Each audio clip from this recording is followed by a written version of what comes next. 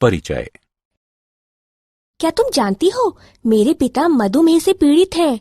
ओह, क्या तुम्हारे दादाजी को भी मधुमेह था? मैं नहीं जानती, पर तुम ये क्यों पूछ रही हो? मैं ये जानना चाहती हूँ कि कहीं तुम्हारे पिता को ये रोग उनके माता पिता से वंशागत रूप से तो नहीं मिला? किसी को वंशागत रूप से रोग कैसे मिल सकता है? माता पिता से उनके बच्चों में आनुवंशिक तत्व के स्थानांतरित होने से वंशागत रोग हो सकते हैं। आओ, मैं तुम्हें विस्तार से बताऊं। उद्देश्य। इस पाठ के अंत में आप निम्न करने में सक्षम हो जाएंगे: आनुवंशिक तत्व के रूप में डीएनए की खोज को समझना, पॉलीन्यूक्लियोटाइड श्रृंखला डीएनए तथा आरएनए की संरचना को समझना, केंद्रीय सिद्धांत यानी सेंट्रल डॉगमा की पहचान करना, केंद्रक में डीएनए की पैकेजिंग को समझना, ग्रिफिथ के रूपांतरण सिद्धांत को समझना, हर्शे एवं चेस के प्रयोग को समझना और डीएनए तथा आरएनए के बीच अंतरों को पहचानना। डीएनए की आनुवंशिक तत्व के रूप में पहचान। सन 1869 में फ्रेडरिक मिशर ने केंद्रक में डीएनए की एक अम्लीय पदार्थ के रूप में पहचान की तथा इसे केंद्रकिन यानी न्यूक्लिन का नाम दिया। मॉरिस विल्किंस एवं रोसोलिंड फ्रैंकलिन ने एक्सरे द्वारा डीएनए की क्रिस्टलोग्राफिक छवि प्रस्तुत की। एरविन चारगाफ ने बताया कि द्विरज्जुक डीएनए में एडेनिन व थाइमीन तथा ग्वानिन व साइटोसिन के बीच अनुपात स्थिर व 1 के बराबर होता है। इन तर्कों का उपयोग कर सन 1953 में जेम्स वॉटसन और फ्रांसिस क्रिक ने डीएनए की द्विकुंडलित संरचना निर्धारित की। पॉलीपेप्टाइड श्रृंखला। नाइट्रोजनी क्षार। नाइट्रोजनस क्षार के 2 प्रकार होते हैं: एक प्यूरिन एडेनिन तथा ग्वानिन, 2 पिरिमिडीन आरएनए में साइटोसिन तथा यूरासिल या डीएनए में थाइमीन।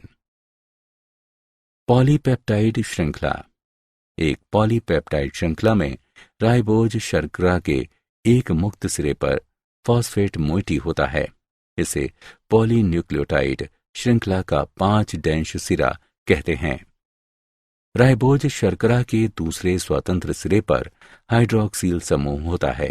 इसे पॉलीन्यूक्लियोटाइड श्रृंखला का 3' सिरा कहते हैं।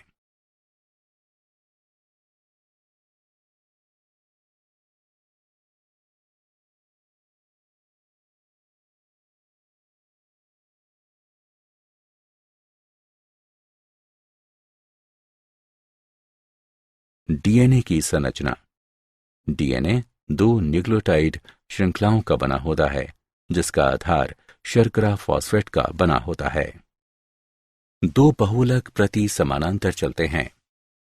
एक बहुलक की ध्रुवता 5' से 3' होती है, जबकि दूसरे बहुलक की ध्रुवता 3' से 5' होती है।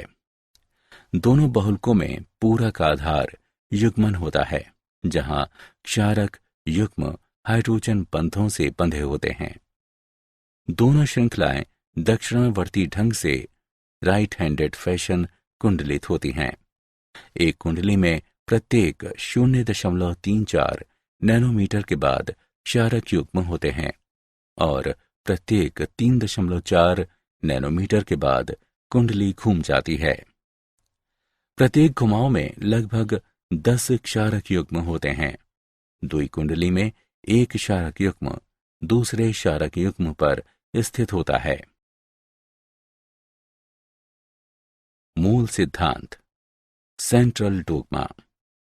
मूल सिद्धांत का अर्थ निम्नलिखित ढंग से आनुवंशिक संकेत का प्रवाह है: डीएनए, आरएनए, प्रोटीन। और इस सिद्धांत का प्रतिपादन फ्रांसिस क्रिक ने किया।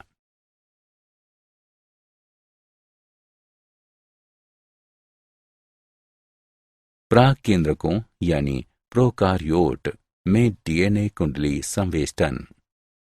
एक प्रारूपी स्तनधारी कोशिका में डीएनए दुई कुंडली की लंबाई 2.2 मीटर होती है। एक छोटे से केंद्रक में इसका समावेश कैसे होता है? एक प्राक केंद्र की कोशिका में डीएनए। प्राक केंद्रकों में डीएनए विशाल पाशों में संगठित होता है, जिसे प्रोटीनों में स्थित केंद्र काभ यानी न्यूक्लियोइड थामे रहते हैं। ससीम केंद्रकों यानी यूकारियोट्स में डीएनए कुंडली का संवेष्टन। ससीम केंद्रकी में हिस्टोन्स संगठित होते हैं, जिससे 8 हिस्टोन अणुओं की एक इकाई का निर्माण होता है, जिसे हिस्टोन अष्टक कहते हैं। डीएनए ऋणात्मक रूप से आवेष्टित अष्टक से लिपटा होता है, जिससे केंद्रिकाभ यानी न्यूक्लियोजोम का निर्माण होता है। आवर्ती केंद्रिकाभ न्यूक्लियोजोम केंद्रक में धागानुमा संरचनाओं का निर्माण करते हैं, जिन्हें एक के बाद एक मिलते हैं, उसे क्रोमेटिन कहते हैं। इलेक्ट्रॉन सूक्ष्मदर्शी में केंद्रिकाभ न्यूक्लियोजोम धागे पर मनके जैसे दिखाई देते हैं। क्रोमेटिन संवेष्टित होता है, जिससे क्रोमेटिन तंतुओं का निर्माण होता है। मध्यावस्था में क्रोमेटिन तंतु संघनित होते हैं, जिससे गुणसूत्रों का निर्माण होता है। इस संघनन के लिए हिस्टोन मुक्त गुणसूत्रीय प्रोटीनों की आवश्यकता होती है। ग्रिफिथ का रूपांतरण सिद्धांत। डीएनए की आनुवंशिक भूमिका की खोज 1928 में फ्रेडरिक ग्रिफिथ के शोध से आरंभ हुई। फ्रेडरिक ग्रिफिथ ने स्ट्रेप्टोकोकस न्यूमोनियाई के 2 प्रभेदों, रोगजनक और गैर रोगजनक पर कार्य किया। ग्रिफिथ ने जब रोगजनक एस प्रभेद के ऊष्मा से मृत अवशेषों को गैर रोगजनक आर प्रभेद की जीवित कोशिकाओं से मिलाया, तो देखा कि इनमें से कुछ कोशिकाएं रोगजनक हो गईं। ग्रिफिथ ने इस चमत्कार को रूपांतरण का नाम दिया। रूपांतरण सिद्धांत के जैव रासायनिक लक्षण वर्णन। कॉलिन मैक्लिओड व मैकलीन मैककार्टी ने ग्रिफिथ के रूपांतरण सिद्धांत के जैव रासायनिक स्वरूप निर्धारण पर शोध किया। नीचे दिए शोध के अनुसार आप देख सकते हैं कि डीएनए आनुवंशिक पदार्थ है।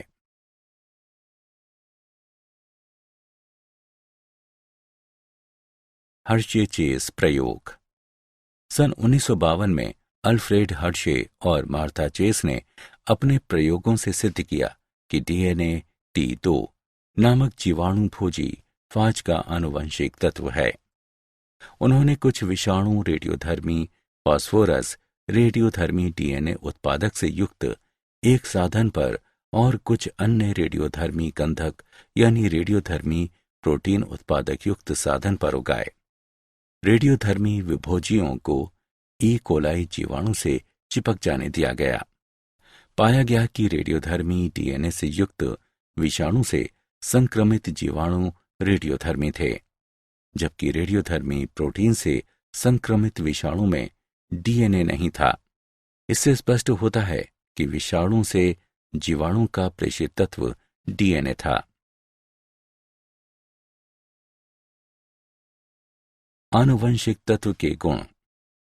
एक आनुवंशिक रूप में कार्य करने हेतु एक अणु का निम्नलिखित मानकों को पूरा करना आवश्यक है। उसे प्रतिकृति बनानी चाहिए। उसे रासायनिक और संरचनात्मक स्तर पर स्थिर होना चाहिए। उसमें उत्परिवर्तन की संभावना होनी चाहिए। उसमें स्वयं को मेंडलीय लक्षणों के रूप में प्रकट करने की क्षमता होनी चाहिए।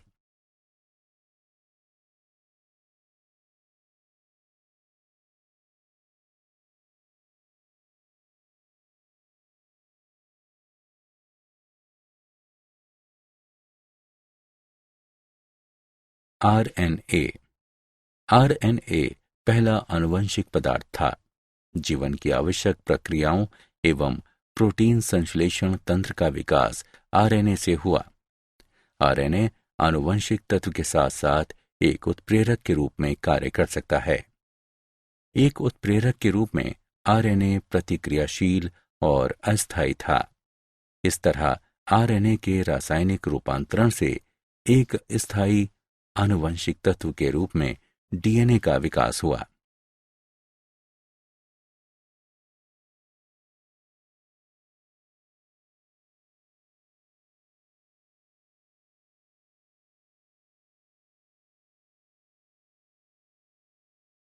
कौन सा आनुवंशिक तत्व बेहतर है, आरएनए या डीएनए? आरएनए और डीएनए के कुछ लक्षण हैं। इस तरह आरएनए आनुवंशिक संदेश के संचरण के लिए बेहतर है, किंतु अपेक्षाकृत अधिक स्थिर होने के कारण डीएनए आनुवंशिक संदेश के भंडारण हेतु बेहतर है। क्या आप जानते हैं, पूर्व निर्मित डीएनए, डीएनए बहुलक तथा चारों डीऑक्सी न्यूक्लियोटाइडों की थोड़ी सी मात्रा से डीएनए का संश्लेषण किया जा सकता है। इससे डीएनए बहुलक के शुद्धिकरण के साथ साथ जैविक रूप से सक्रिय डीएनए उत्पादन में सहायता मिलती है।